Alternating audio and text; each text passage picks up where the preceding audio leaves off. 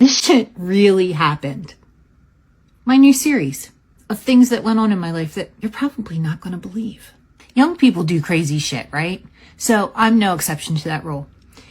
I'm Jill and I'm 58 and I have lived a crazy life. And I thought it was about time I've started to share some of these stories with you. So that's what we're going to do in this new series. This shit really happened. All the products I'm using on my face will be listed in the caption below. When I was 25, I got married on a sailboat in Key West. It was my first marriage. I've since had several more. We'll get into those later. But this is the first one. When I was in my early 20s and I did hair in the salon, I had a habit of dating a lot of my male customers who would come in. This really used to upset my boss because then I'd break up with them, of course, and we would lose them as a customer for the salon. But nonetheless, I went on with my dating of customers. So a customer starts coming in, older gentleman. I was 24 at the time. He was 43-ish. So we'll give it 20 years older than me. And I guess we hit it off for whatever reason. Was he particularly attractive? No, not really. But did I think that he had money? Yes, indeed I did. And I had been on my own since I was 17. So someone with money was attractive to me because I was sick of taking care of myself because I had been doing that since I was 17. So when this man came in and I thought he had money and he's flirting with me a little bit, I flirted back. We go on our first date. He took me to dinner. Very nice. Had a great time. We had a good time. I liked him. And it probably was, to think back now, it was probably 1990. And I can remember vividly, I got my nails done and I wore the big square French nail with the very big, a lot of white. That was in then. So I thought I was really cool. I had blonde hair. It was in a bob. I remember that. And anyway, so go on this first date. Second date, he says, I want to take you to Florida for the weekend. What? You want to take me to Florida for the weekend? Okay. Well, it's going to be like a Saturday, Sunday, Monday, come home Tuesday. And I can't get off work. I can't get off from the hair salon. My boss, I don't know. I don't remember why, but I couldn't. So I devised a plan with the receptionist who I was really good friends with. Her name was Cammie. So Cammie and I devised this plan that I'm going to call in sick on Tuesday because I'm not going to be home until late. I'm going to call in sick on Tuesday. She's going to cover for me. Everything's going to be great. I'm going to go to Florida with this dude. And on to Florida, Sarasota, and have a great weekend. We had a great time. He treated me very well, and we had a great time. And some period of time goes by, and we decide we're getting married. Beautiful engagement ring. I can't remember. It wasn't that much time. 6 months to a year. Beautiful engagement ring and 3 diamonds.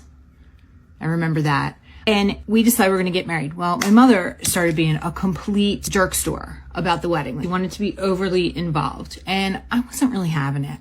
Not really close with my mother. I was like, well, this isn't your wedding. I'm not having this. So we decided to elope. We eloped to Key West, Florida, 6 weeks before our actual wedding. So when people got the announcement that we had eloped, they really thought they were getting a wedding invitation.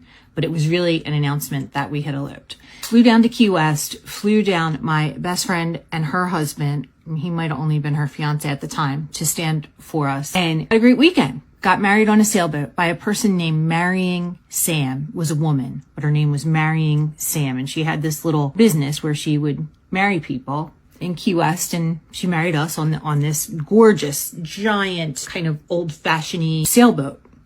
Well, as luck would have it, not for me, but as luck would have it, there was a reporter there who was doing a story on Marrying Sam. And so she asked us, could this reporter come? He's doing this story on me. Sure, no problem. That sounds like fun. Bring him along, whatever, we don't care. So the reporter comes and he's doing this story on her.